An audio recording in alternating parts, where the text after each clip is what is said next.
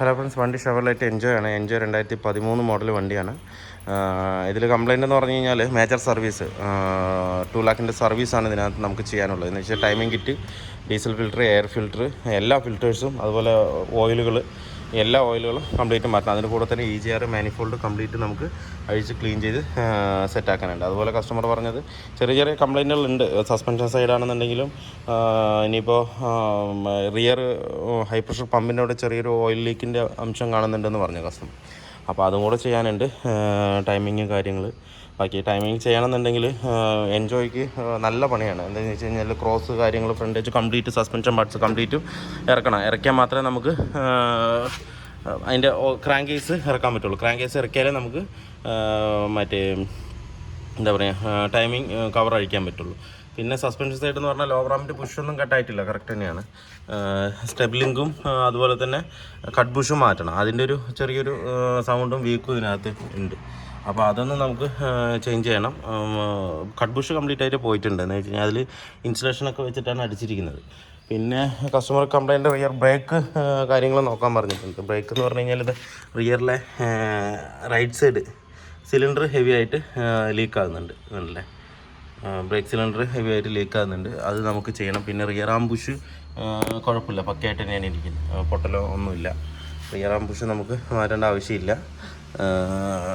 പിന്നെ ഷോക്ക് അടക്കുന്നത് മാറ്റിയിട്ടുണ്ട് അവർ, മോട്ടോറുടെ ഷോക്ക് കയറ്റിയിട്ടുണ്ട്. അപ്പോൾ റിയർ വീൽ സിലിണ്ടർ മാറ്റണം, ടൈമിംഗ് കിറ്റ് മാറ്റണം, ഡീസൽ ഫിൽറ്റർ മാറ്റണം, എയർ ഫിൽറ്റർ മാറ്റണം, ഫിൽറ്റേഴ്സ് എല്ലാം അതിനകത്ത് ചേഞ്ച് ചെയ്യണം. വണ്ടി പുള്ളിങ് കുറവ് കസ്റ്റമർ പറയുന്നുണ്ട്. അപ്പോൾ പുള്ളിങ്ങിൻ്റെ കാര്യം നമുക്ക് എന്താണെന്നുള്ളതൊന്ന് നോക്കണം. പിന്നെ ഈ സൈഡ് കുഴപ്പമില്ല, നമ്മൾ നോക്കി സർവീസ് ചെയ്ത് ക്ലീൻ ചെയ്ത് കയറ്റിയിട്ടുണ്ട്. ബ്രേക്ക് പാഡ് അത്യാവശ്യം ഒരു 5000 കിലോമീറ്റർ ഓടുള്ളൂ. അപ്പോൾ അതുകൊണ്ട് നമുക്ക് ബ്രേക്ക് ഡിസ്ക് ഒന്ന് പോളിഷ് ചെയ്യാനുണ്ട്. ബ്രേക്ക് ഡിസ്ക് സ്കോറിങ് ഉണ്ട്. അപ്പോൾ ബ്രേക്ക് ഡിസ്ക് നമുക്ക് അഴിച്ചിട്ടൊന്ന് പോളിഷ് ചെയ്തിട്ട് ഇതിൻ്റെ ബ്രേക്ക് പാഡ് നമുക്ക് മാറ്റിവിടാം. ബ്രേക്ക് പാഡ് എന്ന് വെച്ചാൽ അത്യാവശ്യം കഴിയാനായിട്ടുണ്ട്. അത് നമുക്കൊന്ന് ചേഞ്ച് ചെയ്ത് വിടാം. മാനിഫോൾഡിൽ ഓയിലിൻ്റെ അംശമാണ് കൂടുതലായിട്ടുള്ളത്. ലീക്ക് കാര്യങ്ങൾ അത്യാവശ്യം ലീക്കൊന്നും കാണുന്നില്ല, ബ്ലോക്കൊന്നും കാണുന്നില്ല. ഓയിലിൻ്റെ അംശം കുറച്ച് കാണുന്നില്ല. എന്തായാലും നമുക്ക് അഴിച്ച് ഒന്ന് ഫുള്ളായിട്ടൊന്ന് ക്ലീൻ ചെയ്ത് സെറ്റാക്കാം. അത് പൊതുവെ ഡീസൽ വണ്ടിയിൽ എല്ലാത്തിലും ടെർബോന്ന് വരുന്നൊരു ചെറിയൊരു ലീക്ക് മാനിഫോൾഡിനകത്ത് എന്തായാലും ഉണ്ടാവും. അത് എല്ലാ വണ്ടിക്കും, ടെർബോ വരുന്ന വണ്ടിക്ക് എല്ലാ വണ്ടിക്കും ചെറുതായിട്ടുണ്ടാവും. പിന്നെ വാട്ടർ പമ്പൊക്കെ കസ്റ്റമർ നേരത്തെ തന്നെ അതിനകത്ത് മാറിയിട്ടുണ്ട്. അപ്പോൾ അത് നമുക്ക് പഴയ തന്നെ ഇടാം. ബാക്കി ടൈമിങ്ങിൻ്റെ കാര്യം സാധനം വരുന്നുള്ളൂ, വന്നിട്ട് ഞാൻ കാണിച്ചു തരാം എന്തൊക്കെ മാറ്റണം, ഏതൊക്കെ പാർട്സാണ് ഇതിനകത്ത് കയറ്റുന്നതെന്നുള്ളത് പാർട്സ് വന്നിട്ട് കാണിച്ചു. നമ്മൾ എൻജോയുടെ ടൈമിംഗ് കിറ്റ് കംപ്ലീറ്റ് ആയിട്ട് അഴിച്ചിട്ടുണ്ട്. അതുപോലെ തന്നെ EGR മാനിഫോൾഡും ഇൻ്റർകൂളറും കംപ്ലീറ്റ് അഴിച്ച് പുറത്തിട്ടിട്ടുണ്ട്. അത്യാവശ്യം ബ്ലോക്ക് തന്നെ EGRനകത്ത് ഉണ്ട്, കണ്ടില്ലേ. ഇതിപ്പോൾ EGRൻ്റെ ഹോളാണ്, അത് ഒട്ടും തന്നെ ഇല്ല, മൊത്തം ഹോൾ അടഞ്ഞിരിക്കുകയാണ്, കണ്ടില്ലേ. ഞങ്ങൾക്ക് നമുക്ക് പിരിച്ചിട്ട് വേണം കംപ്ലീറ്റ് ആയിട്ട് സെറ്റ് ചെയ്യാനായിട്ട്. അതുപോലെ മാനിഫോൾഡിൽ അധികം ബ്ലോക്ക് ഇല്ലെങ്കിലും അത്യാവശ്യം കാർബൺ അതിനകത്ത് ഉണ്ട്. ഇനി മൊത്തം ഇതൊന്ന് കെമിക്കൽ ഇട്ടിട്ട് വേണം നമുക്ക് ക്ലീൻ ചെയ്തെടുക്കാനായിട്ട്. അത് ക്ലീൻ ചെയ്യുമ്പോൾ നമുക്ക് എയർ മാസ് സെൻസറും എയർ ഫ്ലോ സെൻസറും കൂടെ ക്ലീൻ ചെയ്തിട്ട് വേണം കയറ്റാനായിട്ട്. ടെർബോയിലൊന്നും വലിയ കുഴപ്പമില്ല, ഷെയ്ക്കോ കാര്യങ്ങളൊന്നുമില്ല. നമ്മൾ ടൈമിംഗ് കിറ്റ് കാര്യങ്ങളെല്ലാം എടുത്തിരിക്കുന്നത് ഒറിജിനൽ GMൻ്റെ സാധനം തന്നെയാണ്. MRPന് ചെറിയൊരു വ്യത്യാസം ഉണ്ടാവും. MRP കട്ട് ചെയ്തിട്ടായിരിക്കും തരുന്നത്. കിട്ടാൻ ഇത്തിരി ബുദ്ധിമുട്ടായതുകൊണ്ടാണ് അങ്ങനെ വരുന്നത്. വലിയ റേറ്റ് വ്യത്യാസം ഉണ്ടായില്ല, ഒരു 10, 100, 150 രൂപയുടെ വ്യത്യാസമൊക്കെ ഓരോരോ പാർട്സിനും ഉണ്ടാവും. എല്ലാം ഒറിജിനൽ പാർട്സ് തന്നെ, GMൻ്റെ OE പാർട്സ് തന്നെയാണ് നമ്മൾ എടുത്തിരിക്കുന്നത്. പിന്നെ അതുപോലെ വീൽ സിലിണ്ടർ എടുത്തിട്ടുണ്ട്, അത് അതർ മേക്കാണ്. ഓയിൽ ഫിൽറ്റർ OE തന്നെയാണ്, അതിലൊക്കെ റേറ്റ് ഉണ്ടാവും, 657 രൂപ വരുന്നുണ്ട്. പിന്നെ എയർ ഫിൽറ്ററും ഷെവർലെറ്റിൻ്റെ ഒറിജിനൽ പാർട്സ് തന്നെയാണ്, അത് റേറ്റ് കട്ട് ചെയ്തിട്ടുണ്ട്, ചെറിയ വ്യത്യാസം ഉണ്ടാവുള്ളൂ. പിന്നെ അതുപോലെ സ്റ്റെബിലൈസറിൻ്റെ കട്ട് ബുഷ് എടുത്തിട്ടുണ്ട്, ലിങ്ക് റോഡ് എടുത്തിട്ടുണ്ട്, ബ്രേക്ക് പാഡ് എടുത്തിട്ടുണ്ട്. ബ്രേക്ക് പാഡ് കംപ്ലീറ്റ് ആയിട്ട് പോയി, ഏകദേശം ഓടാണെങ്കിൽ ഒരു 5000 കിലോമീറ്റർ ഓടും, എങ്കിലും നമ്മളിത് മാറ്റി വിടുന്നുണ്ട്. 1463 രൂപ MRP അതിനകത്ത് വരുന്നുണ്ട്. ഇത്രയും സാധനങ്ങളാണ് ഇപ്പോൾ ഇതിനകത്ത് ചെയ്യാനുള്ളത്. പിന്നെ അതുപോലെ തന്നെ ബ്രേക്ക് ഡിസ്ക് നമ്മൾ പോളിഷ് ചെയ്ത് കൊണ്ടുവന്നിട്ടുണ്ട്, ലേത്തിൽ കൊടുത്ത് കട്ട് ചെയ്താണ്. പുതിയ പാഡ് ഇടുമ്പോൾ ആ ഒരു ബ്രേക്കിൻ്റെ പെർഫോമൻസ് വേറെ നമുക്ക് ഫീൽ ചെയ്യും. അതുവേണ്ടി ബ്രേക്ക് ഡിസ്ക് രണ്ടും റോട്ടർ നമ്മൾ പോളിഷ് ചെയ്തെടുത്തിട്ടുണ്ട്. ഇനി ഓരോരോന്നായി നമുക്കിതിനകത്ത് കയറ്റാം. ഇതിപ്പോൾ ടൈമിൻ്റെ ലോക്ക് വരുന്നത് ഈ സൈഡാണ്.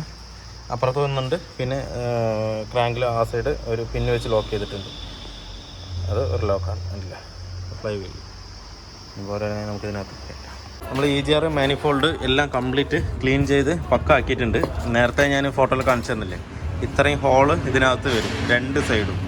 നേരത്തെ അത് ഫുള്ള് ബ്ലോക്കായിരുന്നു. ഇപ്പോൾ ഫുള്ള് നമ്മൾ ക്ലീൻ ചെയ്ത് പക്ക ആക്കിയിട്ടുണ്ട്. നല്ല കെമിക്കലിട്ട് ക്ലീൻ സെറ്റാക്കിയിട്ടുണ്ട്. അതുപോലെ EGRൻ്റെ വാൾവ്, ഓയിൽ കൂളർ എല്ലാം പക്ക ക്ലീൻ ചെയ്ത് റെഡി ആക്കിയിട്ടുണ്ട്. അല്ല മാനിഫോൾഡും ഇതിൻ്റെ പകുതി വെയിറ്റ് ഇപ്പോൾ കമ്മി, അത്രത്തോളം കാർബൺ അതിനകത്ത് ഉണ്ടായിരുന്നു. അത് കംപ്ലീറ്റ് ആയിട്ട് ക്ലീൻ ചെയ്ത് സെറ്റാക്കി. ഇനിയിപ്പോൾ എല്ലാം സെറ്റ് ചെയ്യാം. നമ്മുടെ എൻജോയുടെ വർക്ക് ഫുള്ളി കംപ്ലീറ്റ് ആയിട്ടുണ്ട്. ഇപ്പോൾ ഇതിൽ നമ്മൾ ചെയ്തതെന്ന് പറഞ്ഞു കഴിഞ്ഞാൽ 1 ലാഖിൻ്റെ സർവീസാണ്. 1 ലാഖ് പറഞ്ഞപ്പോൾ 1,80,000 ഓടിയിട്ടുണ്ട് വണ്ടി. അപ്പോൾ മേജർ സർവീസായിട്ടാണ് ഇതിനകത്ത് ചെയ്തിരിക്കുന്നത്. ചെയ്തതെന്ന് പറഞ്ഞാൽ ടൈമിംഗ് കിറ്റ് മാറി. അതുപോലെ തന്നെ വാട്ടർ പമ്പ് കാര്യങ്ങളൊക്കെ കസ്റ്റമർ നേരത്തെ മാറിയതുകൊണ്ട് അതൊന്നും നമ്മൾ ചേഞ്ച് ചെയ്തിട്ടില്ല. ടൈമിംഗ് കിറ്റ് കാര്യങ്ങൾ, അതുപോലെ ക്ലീൻ ചെയ്യേണ്ട EGR മാനിഫോൾഡ് അങ്ങനെയുള്ള എല്ലാ കാര്യങ്ങളും ക്ലീൻ ചെയ്ത് സെറ്റാക്കിയിട്ടുണ്ട്. പിന്നെ അതുപോലെ ഇതിൻ്റെ ഒരു എയർ മാസ് സെൻസർ കംപ്ലൈൻറ്റ് ഉണ്ടായിരുന്നു. അത് നമുക്ക് അഴിക്കാൻ പറ്റിയിട്ടുണ്ടായിരുന്നില്ല. അഴിക്കുമ്പോൾ തന്നെ അത് ബ്രോക്കൺ ആയിട്ടാണ്, പൊട്ടിയിട്ടാണ് പുറത്ത് വന്നത്. അപ്പോൾ അതിൻ്റെ ഒരു സെൻസർ അതിനകത്ത് മാറിയിട്ടുണ്ട്. എന്ന് വെച്ചാൽ ചെറിയ ഡാമേജ് എന്തെങ്കിലും ഉണ്ടാവുമായിരിക്കും ഉള്ളിൽ. ഇല്ലെങ്കിൽ അങ്ങനെ കാർബൺ കയറിയിട്ട് പിടിച്ച് നിൽക്കുമ്പോഴും അങ്ങനെ ഒരു കംപ്ലയിൻറ്റ് വരാൻ സാധ്യതയുണ്ട്. അപ്പോൾ നമ്മളത് മാറ്റിയിട്ടുണ്ട്. അതുപോലെ തന്നെ ഫ്രണ്ടിൽ 2 സ്റ്റെബിലൈസറിൻ്റെ ലിങ്ക് റോഡ്, അതിൻ്റെ കട്ബുഷും നമ്മളിതിനകത്ത് ചേഞ്ച് ചെയ്തിട്ടുണ്ട്.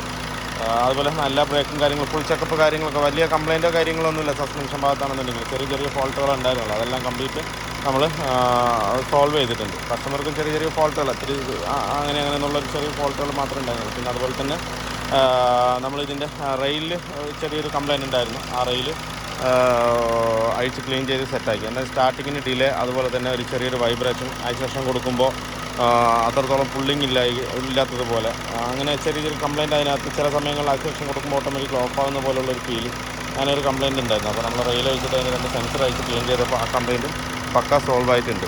പിന്നുള്ളൊരു കംപ്ലയിൻ്റ് എന്ന് പറഞ്ഞാൽ കസ്റ്റമർക്ക് ഈ ഫാനിൻ്റെ സൗണ്ട് കൂടുതൽ, അത് നോർമൽ സൗണ്ടാണ്.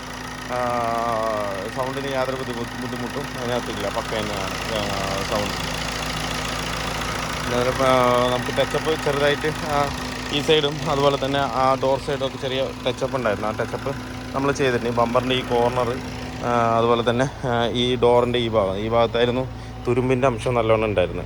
അപ്പോൾ അത് നമ്മൾ പാച്ച് ചെയ്തിട്ട് വേറെ പീസ് വെച്ചിട്ട് പെയിൻറ്റ് ചെയ്യാണ് അതിനകത്ത് ചെയ്തിരിക്കുന്നത്.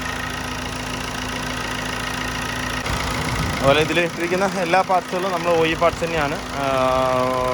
എയർ ഫിൽറ്റർ എല്ലാം ഒറിജിനൽ പാർട്സ് തന്നെയാണ് ഇതിനകത്ത് നമ്മൾ ഇട്ടിരിക്കുന്നത്. AC ഫിൽറ്റർ മാത്രം നമ്മൾ വേറൊരു മേക്കാണ് അതിനകത്ത് ഇട്ടിരിക്കുന്നത്. ഒറിജിനൽ കിട്ടാനില്ലാത്തതുകൊണ്ട് അത് വേറൊരു മേക്കാണ്. പിന്നെ കുഴപ്പമില്ല, ബ്രാൻഡഡാണ്, നല്ല കമ്പനിയാണ് കേട്ടത്. അതുപോലെ തന്നെ ഓടിച്ച് നോക്കുമ്പോൾ നല്ലൊരു പെർഫോമൻസ് വ്യത്യാസം ഇപ്പോൾ ഉണ്ട്. കാല് കൊടുക്കുമ്പോഴത്തേക്കും നമുക്ക് ആ ഒരു പുള്ളിങ്ങും ആ ഒരു ഓടിക്കുമ്പോഴുള്ളൊരു ഗ്രിപ്പും സുഖവും ഇതിനകത്ത് ഇപ്പോൾ നല്ലവണ്ണം മാറ്റം വന്നിട്ടുണ്ട്.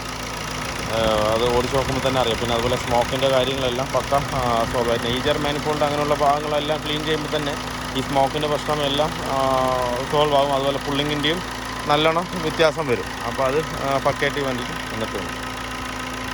അപ്പോൾ വീഡിയോ എല്ലാവർക്കും ഇഷ്ടമെങ്കിൽ ലൈക്ക് ചെയ്യുക, ഷെയർ ചെയ്യുക, അതുപോലെ തന്നെ സബ്സ്ക്രൈബ് ചെയ്യാതെയാണ് വീഡിയോ കാണുന്നതെങ്കിലും സബ്സ്ക്രൈബ് ചെയ്ത് സപ്പോർട്ട് ചെയ്യുക. അപ്പോൾ മറ്റൊരു വീഡിയോയിലേക്ക് കാണുന്നവരെല്ലാവർക്കും ബൈ.